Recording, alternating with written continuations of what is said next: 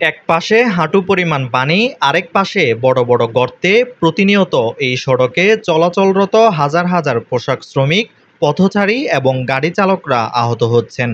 দুর্ঘটনার শিকার হচ্ছেন যাত্রীরা। গর্তে পড়ে মাঝপথে গাড়ি বন্ধ হয়ে যাচ্ছে। এই দুর্ভোগের চিত্র চট্টগ্রাম নগরীর চাঁদগাঁও সিএনবি এলাকার এফআইডিসি রোডের।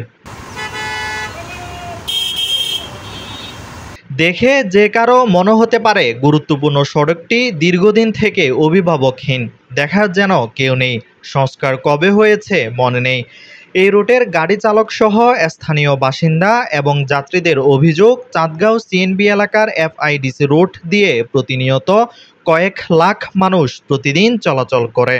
এখানে অনেক প্রভাবশালী পর্যাপ্ত জায়গা না রেখে বিল্ডিং নির্মাণ করার কারণে একটু বৃষ্টি হলে পানি চলাচল বন্ধ হয়ে যায়। দোকানদার এই রোডটার অবস্থা সেই বর্ষাকাল বলেন, শীতকাল বলেন, শুষ্ক মৌসুমে পর্যন্ত এখানে সবসময় পানি থাকে। এখানে এই দিক দিয়ে যতক্ষণ পর্যন্ত কালভার্টটা হবে না, ততক্ষণ পর্যন্ত এই এলাকার পানি নিষ্কাশনের ব্যবস্থা হবে না।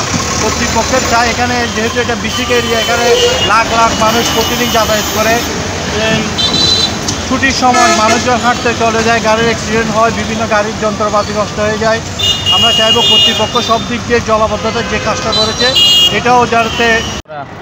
এখানে যে শিল্পনগর এটা বিসিক এলাকা, এখানে দৈনিক কম না হলেও একেবারে 10 লক্ষ লোকের সমাগম, আসা যাওয়া হয় চলাচলের রাস্তা। রাস্তাটার কী পরিস্থিতি হয়েছে যে এত গর্ত থাকলে গাড়ি অ্যাক্সিডেন্ট, কালকেও নাকি একটা অ্যাক্সিডেন্ট হয়েছে, এভেন্টারে 2টো গাড়ি 12 জন শ্রমিক আহত হয়েছে।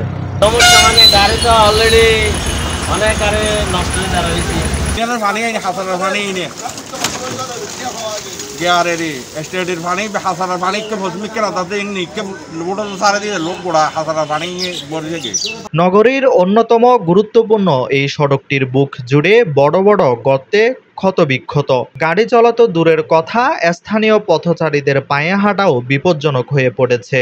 এই সড়কের পাশেই চট্টগ্রাম সিটি কর্পোরেশনের ময়লার স্তূপ। একটু বৃষ্টি হলেই ময়লার ডিপো থেকে বের হয়ে আসা দুর্গন্ধে যে কারো দম বন্ধ হয়ে আসবে।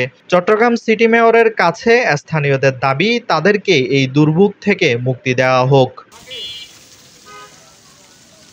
Desk report, Chattogram news.